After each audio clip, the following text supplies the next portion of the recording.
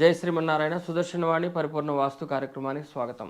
ప్రశ్న, 2 గృహాలు కానీ 3 గృహాలు కానీ కలిపి ఉన్నట్లయితే మెట్లు నిర్మాణం చేసే ప్రక్రియ ఏ విధంగా ఉంటుంది, ఏ విధంగా చేయకూడదు అనే దాని గురించి మనం ఒకసారి ఆలోచన చేయాలి.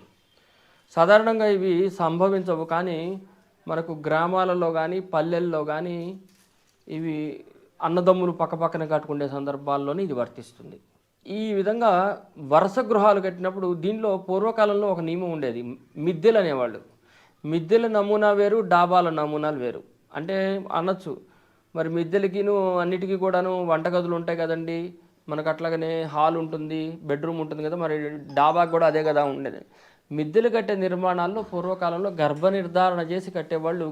ఇంటి మొత్తానికి కలిపి 3 మిద్దెలకు కలిపి ఆయాలు లెక్క కట్టుకొని మొత్తం మీద ఏకం మీద కట్టేవాళ్ళు. కానీ ఇప్పుడు వేసేటువంటి డాబాల నమూనాలు, అన్నదమ్ముల భాగాల నమూనాలు వచ్చినప్పుడు దానికి సపరేట్ చేస్తున్నారు. పొత్తుల్లో ఉంటే బాగుంటుందిలే, గోడలు కలిసి వస్తాయి, ప్రహరీలు కడతాం ఎందుకు, స్థలాలు వేస్ట్ అవుతాయని చెప్పేసి దాన్ని విడివిడిగా కట్టకుండా దాన్ని ఆ విధంగా నమూనాలు చేస్తున్నారు. తద్వారా చాలా సమస్యలు వస్తున్నాయి. నేను ఇంతకుముందు క్రితంలో కూడా చాలా వీడియోలు పెట్టున్నాను.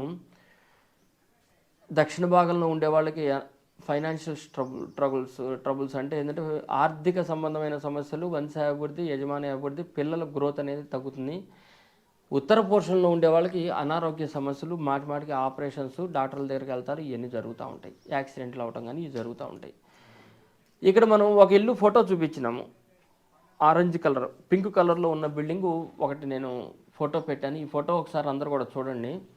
ఈ జాగ్రత్తగా ఈ ఫోటోని కనుక మనం గమనిస్తే ఇక్కడ మనకు 2 ఇళ్ళు కలిసి ఉన్నాయి, 3 ఇళ్ళు కలిసే కూడా ఉంటాయి. ఆ సందర్భం వచ్చినప్పుడు ఫోటో తీద్దాం మనం. అది కూడా 2 ఇళ్ళు కలిసి ఉన్నాయి అనమాట.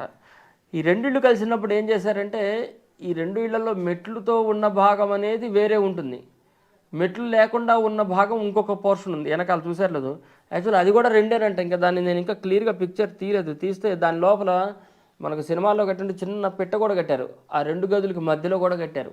మరి విచిత్రంగా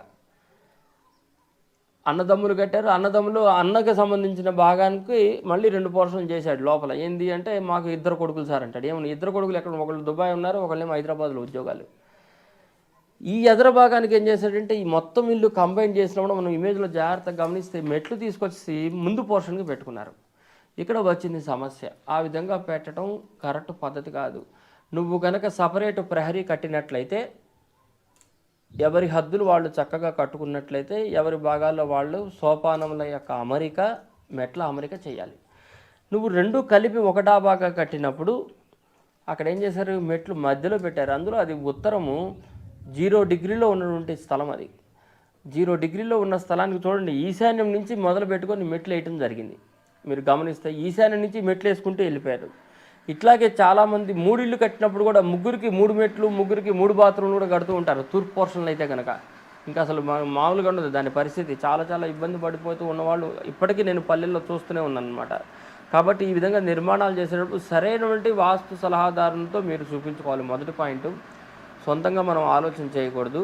రెండో పాయింట్ వచ్చేసరికి, అసలు ముందు ఆ మెట్ల నిర్మాణం అనేది మొత్తానికి కలిపి కట్టినప్పుడు మొత్తానికి కలిపేసి ఒకే చోట మెట్లు ఉండాలి. కానీ ఈ మధ్యలో తీసుకొచ్చి, లేకపోతే నా పోర్షన్కి నేను ఇల్లు కడుతున్నాను రా, నాకు ఇంత మటుకు హద్దు ఉంది కాబట్టి నేను ఇక్కడ మెట్లు పెడతానంటే పాపం వెనకాల ఉండే వాళ్ళకి అవి ఈశాన్యం మెట్లు అయిపోతున్నాయి.